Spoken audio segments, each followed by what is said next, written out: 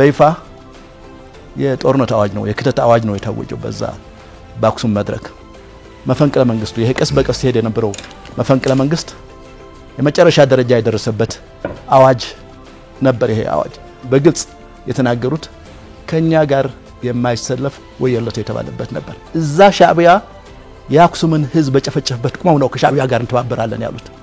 እና ምረንሃል ካሁን በፊት ያደረገው ነገር ይቅርታ ብለናል ስለዚህ ይሄን ብትፈጽም ከንተ ጋር እንተባበራለን የሚመልክትም ያለው ነው ኢትዮጵያ ጦርነት እንዳትከታት የሚያደርገው አለመደፈር መቻል በተፈጥሮ ሀብት አትጠቀም የሚለው ጭራሽ ይፍታዊ ነው ኢትዮጵያ ከተረበሸች እኛ 60 ኪሎ ሜትር ነው ያለው በመድፍም ቀይ ባህር እናወክ ይችላል በመድፍም በተኩስ የተው ሚሳኤል ምናምን ተውና እዛ ጫፉ ላይ ነው ያለነው አቶ ገብሩ ሶት የረጅም ጊዜ ፖለቲከኛ አሉት ዲፕሎማሲ ትርጉም ምንድነው አፍታው ይሄን ውሃ ሲጠቀሙ የተወሰነ ግብር መክፈል አለባቸው የሚላለን ከቤንዚን በላይ ውሃ ይወደዳል በቅርብ አይርቅም ይወደዳል በቲዲኤፍ በኩል ያሉ የጥራ አዋጋዞች ጦርነትን በቃ ሰጥ ብለ ተገዛ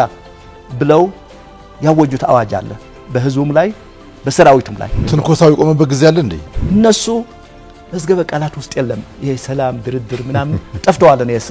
እስከማያው ድረስ የግብጽ የውጭ ጉዳይ ሚኒስትር ኦፊሻሊ የኢትዮጵያን የቀይ ባህር አክሰስ ይቃወማሉ በጭራሽ ቀይ ባህር ጋር ደርስም ብሏል የቋሚ ፖሊሲ ሻዕቢያ ኢትዮጵያን የማተራመስ የማፍረስ ትግራይን የማድቀቅ እና ምንም ስጋት እንዳይኖረው የማድረግ ጉዳይ መሆኑ ይታወቃል ህጋዊነትን ምንም ማለት ሰው አይዞይ ጦርነቱ እኮ ባንተ ፍላጎት ብቻም ሊቆር አይችልም የትግራይ ክልል አባልነትም ጭምር ሰጪና ከልካይ ነው ሆነዋል በልመና የሚመጣ ነገር የለም እኮ በተማጽነህ መታመጣው ነገር የለም ዲፕሎማሲውም የዚህ ኃይል ሚዛን ውጤት ነው ለድርድር ዝግጁ ሁን የሚለው ነገር ብዙ ጊዜ ኦፌንስ ያደርጋቸው ያለው ከዚህ በላይ ምን እናርገኛ ይላሉ ምንድነው መልሱ የህወሓት የበላይ አመራርና እነዚህ የጦር አበጋዞች ሰላም አይፈልጉም ጭራሽ ሰላም አይፈልጉም ጥቅማችን ተጠቅመው ህልውናችን ተጠብቆ መደራደር እንፈልጋለን የክተት አዋጅ የጦርነት አዋጅ አውጅ አልጀነራሉ ሻዕቢያ ጋር ያለው ግንኙነት ከሌሎችም ከፋኖም ጋር ያለው ግንኙነት በይፋ የታወጀበት ቀን ነበር ቀስ በቀስ የተንፋቀቀ የነበረው